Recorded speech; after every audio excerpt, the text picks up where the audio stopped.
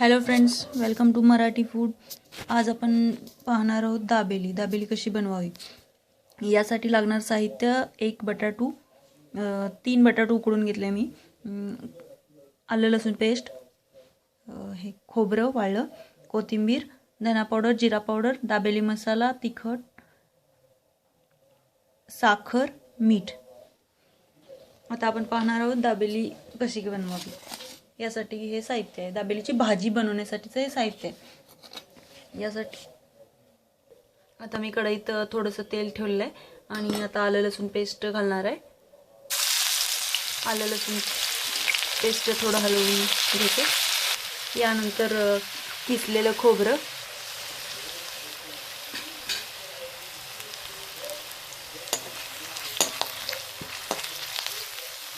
नंतर स्मॅश केलेला बटाटा,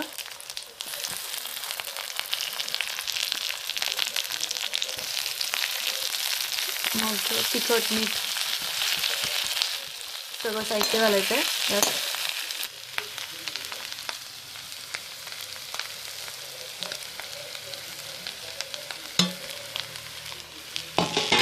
आता हे थोडं हलवून घ्यायचं आहे।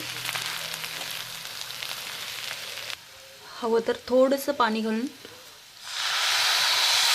घ्यायचं आहे आणि हलवून लगेच हे पाणी आटवून घ्यायचं आहे, जेणेकरून यात पाणी नको आहे आपल्याला। फक्त एकजीव होण्यासाठी पाणी थोडं घालून घेतलेलं आहे। आता पाहू शकता हे आपली दाबेलीची भाजी तयार आहे। आता आपण दाबेली भरून घेणार आहोत। तर ही दाबेलीची भाजी मी एका साईडला काढून घेते।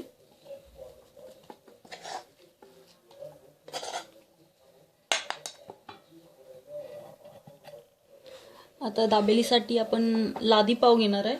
असे छोटे छोटे पाव मी घेतले, पाहू शकता आपण।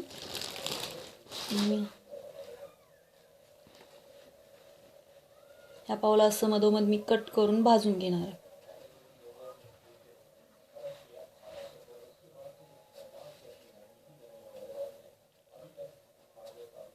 असं फोल्ड करून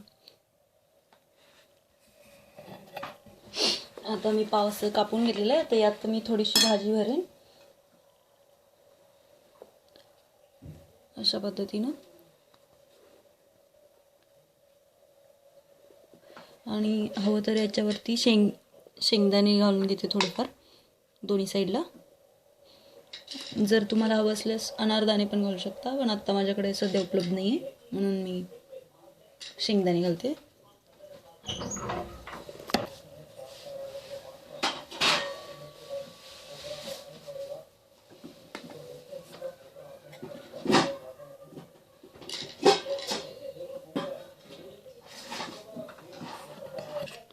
आता हे सगळे पाव मी असे भरून घेतले। आता यात मी थोडं चिंचेची चटणी एका साईडला आणि पुदिन्याची चटणी एका साईडला असं लावून घेणार आहे।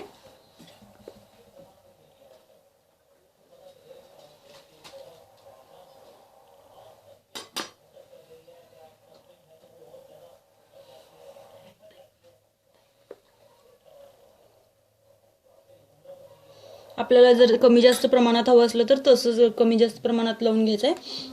आता मी हे बटर लावून तव्यावरती भाजणार आहे।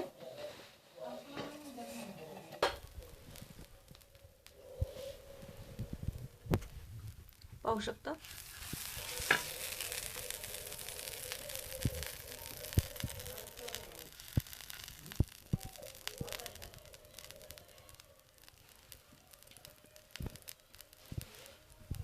आता या दाबेलीला आपण चिंचेच्या कोळमध्ये बुडवून घेणार आहोत। आता बुडवल्यानंतर शेवमध्ये, शेवटी यासाठी करतोय की शेवचा कुरकुरीतपणा हा कमी होईल म्हणून शेवटी